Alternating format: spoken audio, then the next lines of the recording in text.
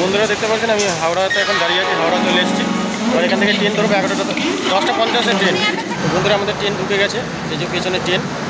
10:50 time, 10:50 ট্রেনটা ছাড়বে।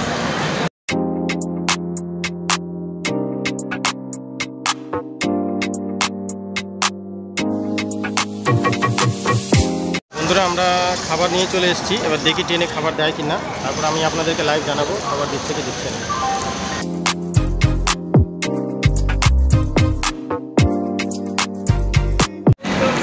বন্ধুরা আর 6 মিনিটের মধ্যে আমাদের গাড়িটা ছাড়বে। আর কত নাম্বার বগি হয়েছে সব কিছু দেখাবো, কটা নাম্বার সিট হয়েছে এগুলো দেখাবো। দেখতে পাচ্ছেন কোচ নাম্বার 6-এ আমাদের সিট পড়েছে। তো বন্ধুরা এটা আমাদের বগি, আমি চাপবো।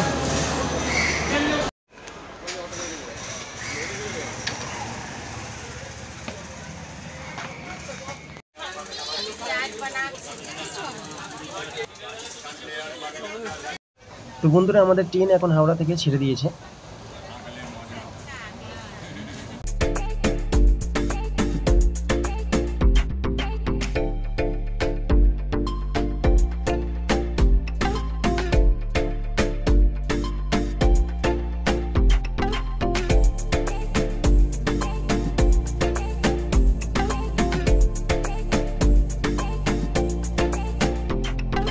দেখতে পাচ্ছেন আপনারা এই ব্রিজটা ভালোই বড়, ব্রিজটা পার করছে।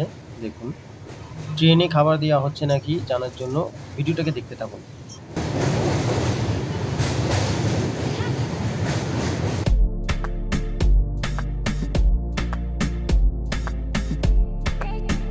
এবার আপনারাকে দেখাবো কিভাবে এসছি, ট্রেনে কোনো অসুবিধা হয়েছে নাকি, ট্রেনে খাবার দেওয়া হয়েছে কি না সেটা আপনারা দেখে নিন, তারপর আমি ডিটেলসে বলে দেবো।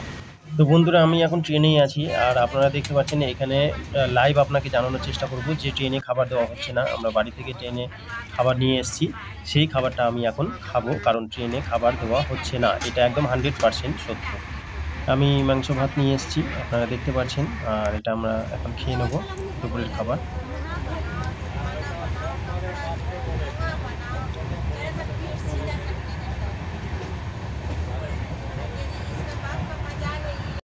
তো বন্ধুরা কেয়ার ফ্রমে আমাদের গাড়ি দাঁড়িয়ে গেছিলো সিগন্যাল না হওয়ার কারণে, তো আমরা কেয়ার ফ্রমে নেমে পড়েছি। এখান থেকে দেখি অটো ভাড়া করে আমাদেরকে যেতে হবে। তো দেখতে পাচ্ছেন কেয়ার ফ্রম স্টেশনটা, আমাদের দুরন্ত গাড়ি ছিল, দুরন্ত গাড়িটা এখন কেয়ার ফ্রমে দাঁড়িয়ে ছিল, তো আমরা তাড়াতাড়ি করে নেমে গেছি। তো এখন এখান থেকে গাড়ি ভাড়া করতে হবে, ট্রেন এখন নেই এখানে, তো গাড়ি ভাড়া করে আমরা যাবো হোয়াইটফিল্ড। আজ ফেব্রুয়ারি মাসের 20 তারিখ, আমি ব্যাঙ্গালোরে এসেছি। দেখবো সাহেব হসপিটাল, বৈদ্য হসপিটাল আপডেট কিছু আছে নাকি, আপনাদেরকে জানাবার অবশ্যই চেষ্টা করব। ভিডিওটাকে দেখতে থাকুন।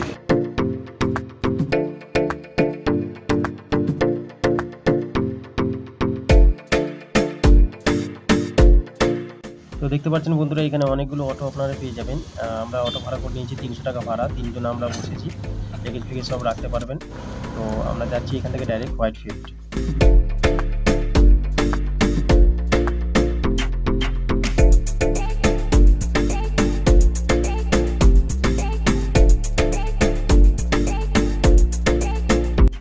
বন্ধুরা হোয়াইটফিল্ড চলে এসেছি, এবার আমরা নামবো।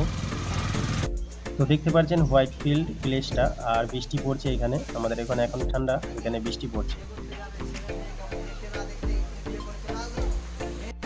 দেখতে পাচ্ছেন রুম নিতে এসেছি, রুম তো একটা নিতেই হবে। তো দেখিনি ভালো মতন সব আপনারা বুঝে সুঝে নিয়ে নেবেন।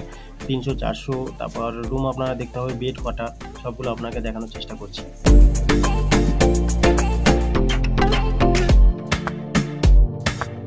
আর এখানে একটা বাইরে হবে নাকি? হ্যাঁ ঠিক আছে। ও আন্ডার বাথরুম হয় টয়লেটের ইনসাইড দেখেছেন না?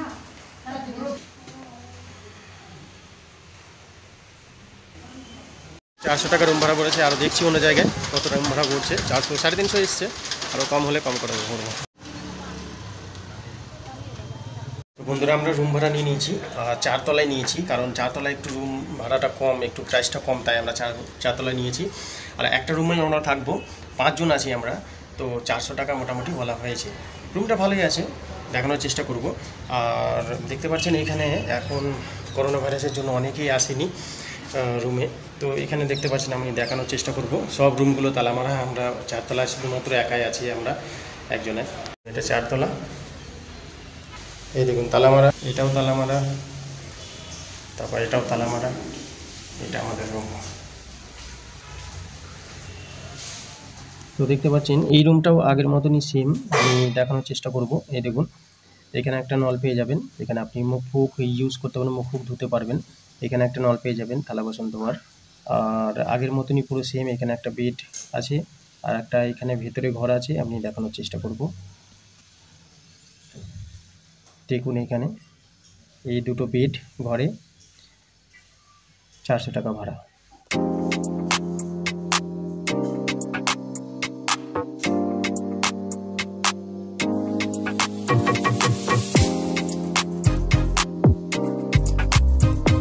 সো হ্যালো বন্ধুরা, আমি এখন কাঠগুড়িতে আছি। বৈদিক হসপিটালে ঢুকতে গেলে করোনা ভাইরাস চেক হচ্ছে এরকম শুনতে পেয়েছি।